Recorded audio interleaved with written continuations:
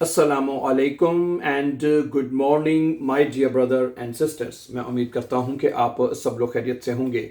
अच्छा दोस्तों, आज का लेसन शुरू करने से पहले मैं उन तमाम बहन भाइयों को वेलकम करता हूं जो जर्मन लैंग्वेज सीखना चाहते हैं, ठीक है। और ख़ास तौर पे B1 के स्टूडेंट, ठीक है। इसमें ये नहीं कि A1 A2 के शामिल नहीं, वो भी ठीक है। B1 के मैं इसलिए कहता हूं कि देखें, B1 के जो स्टूडेंट्स हैं उनको इस बात का पता होना चाहिए कि B1 जो है वो एक एडवांस लेवल है, ठीक है। वो रट्टा लगा के या कुछ उस तरह नहीं आप उसको पास कर सकते। उसके लिए आपको जो ग्रामर है, और ग्रामर में सिर्फ आपको सिर्फ 4 जर्मन केसेस आपको सीखने हैं, ठीक है। उसमें आपको पता है कि नॉमिनेटिव, अक्यूजेटिव, दाटिव और गेनिटिव, ये 4 जर्मन केसेस हैं। अगर आप इनको सीख लेते हैं तो बड़े आराम से अपना B1 भी पास कर सकते हैं और आगे फर्दर B2 C1 C2 की तरफ भी डायरेक्शन जो है वो आप बड़े आराम से ले सकते हैं। क्या ख्याल है?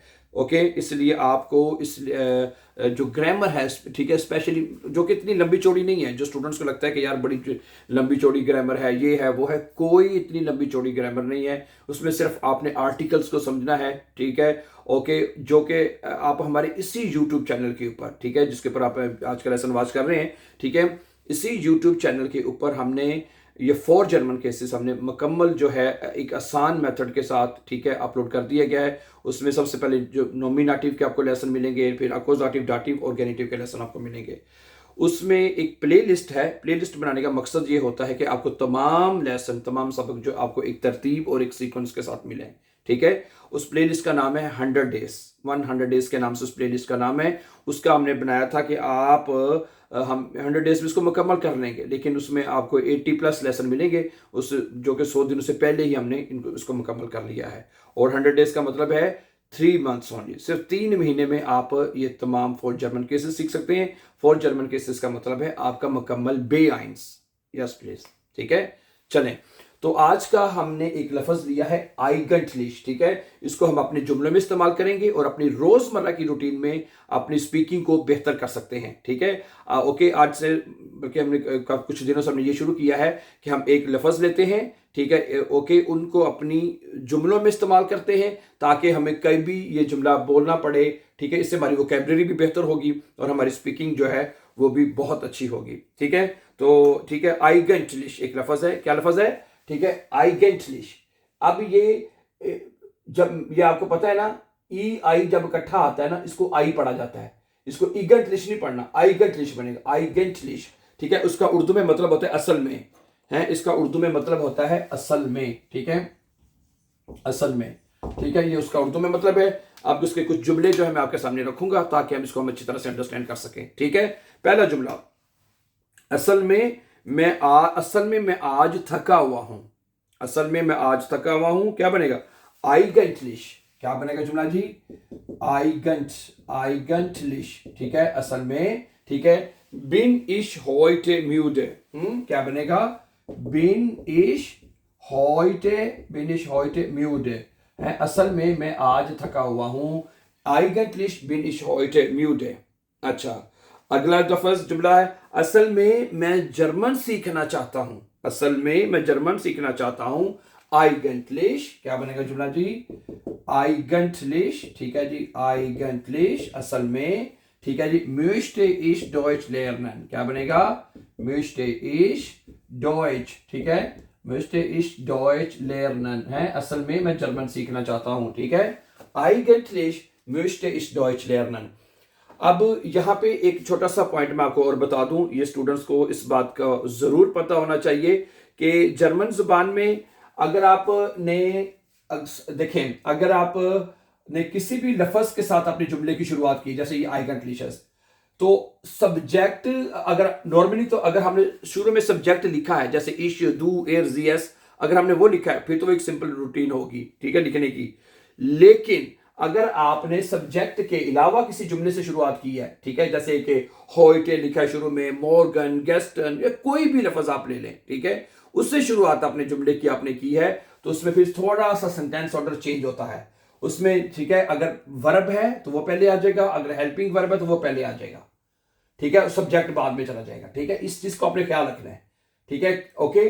अगर आप ये जुमला चाहें तो ऐसे भी लिख सकते हैं, इश बिन, फर्ज करें आप सिंपल लिखते हैं, फिर इश बिन, ठीक है, अब आपने जुमले की शुरुआत की है इश के साथ, इश बिन, ठीक है, आइगेंट इश बिन होइटे, ठीक है, इश बिन होइटे आइगेंटलिश म्यूड है, इश बिन होइटे, ठीक है जी, आइगेंटलिश, आइगेंटलिश, ठीक है, म्यूड, ठीक है, ये ना।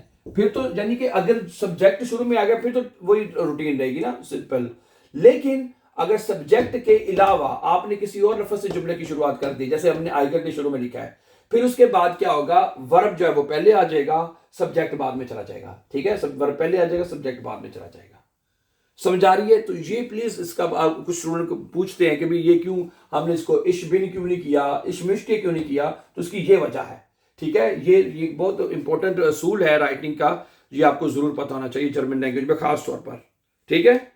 ओके, अगला लफ्ज है आइगेंटलिश। कुछ जुमले मैंने बताया है, आज का हमने जो लफ्ज लिया है वो है आइगेंटलिश। इसका मतलब है असल में इसके हम कुछ जुमले बनाएंगे और इसकी अच्छी तरह प्रैक्टिस करेंगे, ठीक है जी। सुने, असल में वो पाकिस्तान से आया है, असल में वो पाकिस्तान से आया है। आइगेंटलिश क्या बनेगा जुमला जी, आइगेंटलिश, ठीक है जी, आइगेंटलिश, ओके। और दूसरी बात यह बता दूं कि ये तरीका आसान होता है, ठीक है। अगर आपने कोई लफ्ज लिखा है एक्स्ट्रा, ठीक है, ओके, तो उससे शुरुआत करें, उससे फिर आगे सेंटेंस ऑर्डर बड़े आराम से सेट हो जाता है फिर, ठीक है। क्योंकि स्टूडेंट्स को फिर पता नहीं आता कि मैं इस लफ्ज को दरमियान में कहाँ पे सेट करूं, ठीक है। उसको इसलिए ऐसे लफ्ज को जो शुरू में लिख लिया करें जो आप लिखना चाह रहे हैं। गुड। आइगेंटलिश कॉम्ट एयर आउस पाकिस्तान, क्या बनेगा, आइगेंटलिश, ठीक है, कॉम्ट एयर आउस पाकिस्तान है, असल में वो पाकिस्तान से आया है। आइगेंटलिश कॉम्ट एयर आउस पाकिस्तान, ठीक है, ओके। असल में मेरे पास वक्त नहीं है, असल में मेरे पास वक्त नहीं है। आइगेंटलिश क्या जुमला बनेगा जी, आइगेंटलिश, ठीक है, habe ich keine Zeit, habe ich keine Zeit, असल में मेरे पास वक्त नहीं है। आइगेंटलिश habe ich keine Zeit। अच्छा, उसके बाद है असल में हम काफी नहीं पीते, असल में हम जो काफी है वो नहीं पीते। आइगेंटलिश क्या बनेगा जी, आइगेंटलिश, ठीक है, trinken wir keinen Kaffee, आइगेंटलिश पहले वर्ब आएगा, ठीक है जी, आइगेंटलिश trinken wir, ठीक है जी, trinken wir keinen Kaffee, हम काफी नहीं पीते, keinen Kaffee, ये जुमला बनेगा, ठीक है। आइगेंटलिश trinken wir keinen Kaffee, असल में हम काफी नहीं पीते। अच्छा जी, अगला जुमला है असल में मैं घर पर ही रहना चाहता था, असल में मैं घर पर ही रहना चाहता था, ठीक है। आइगेंटलिश क्या बनेगा जी, आइगेंट, ठीक है, आइगेंट, ओके, आइगेंटलिश, ठीक है, आइगेंटलिश wollte ich, ठीक है, आइगेंटलिश wollte ich zu Hause bleiben, ठीक है, wollte ich zu Hause bleiben, zu Hause bleiben, ठीक है, असल में मैं घर पर ही रहना चाहता था, ठीक है। आइगेंटलिश wollte ich zu Hause bleiben। अच्छा, असल में वो अच्छी जर्मन बोलती है, असल में वो अच्छी जर्मन बोलती है। आइगेंटलिश क्या बनेगा जी, आइगेंटलिश, ठीक है, spricht, आइगेंटलिश spricht sie, वर्ब पहले सब्जेक्ट बाद में, क्योंकि जुमला हमने आइगेंटलिश से शुरू किया है, ठीक है। आइगेंटलिश spricht sie sehr gut Deutsch, spricht sie sehr gut Deutsch है, असल में वो बहुत अच्छी जर्मन भाषा बोलती है, ठीक है।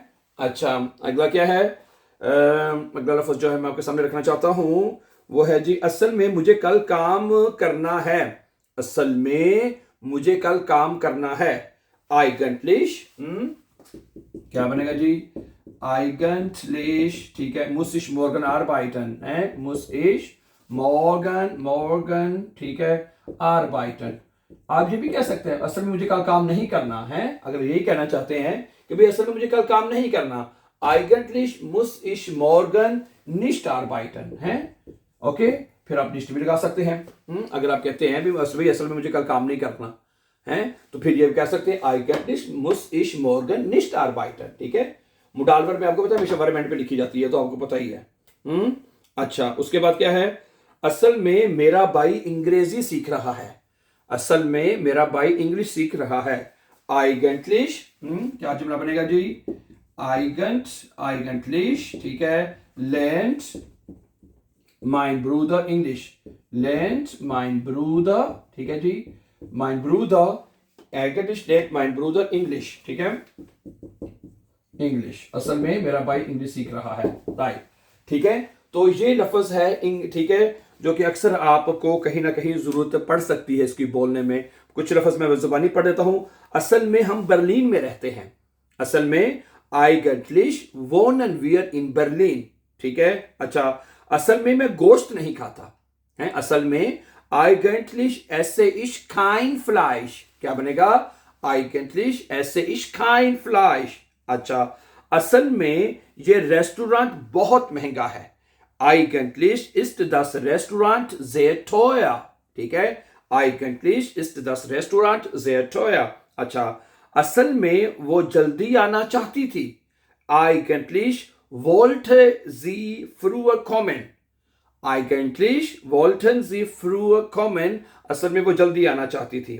असल में मुझे भूख लगी है, eigentlich habe ich Hunger, ठीक है, eigentlich habe ich Hunger, असल में मुझे भूख लगी है। असल में वो उस्ताद के तौर पर काम करता है, eigentlich arbeitet als Lehrer, है, eigentlich arbeitet als Lehrer, असल में वो उस्ताद के तौर पर काम करता है। अच्छा, असल में हम आज बाहर जाना चाहते हैं, eigentlich möchten wir heute ausgehen, ठीक है, eigentlich möchten wir heute ausgehen, असल में आज मौसम अच्छा है, eigentlich ist das heute Wetter schön, eigentlich ist das Wetter heute schön, ठीक है। असल में मुझे तुम्हारी मदद चाहिए, eigentlich brauche ich deine Hilfe, ठीक है, eigentlich brauche ich deine Hilfe।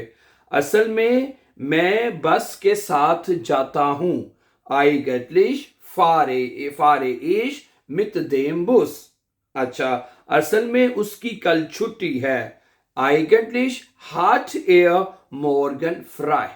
है, कितने जुमले बना सकते हैं आप। Thank you very much for watching, and before going for upcoming important lessons, don't forget to subscribe, always be happy and have a very nice time dear friends, take care.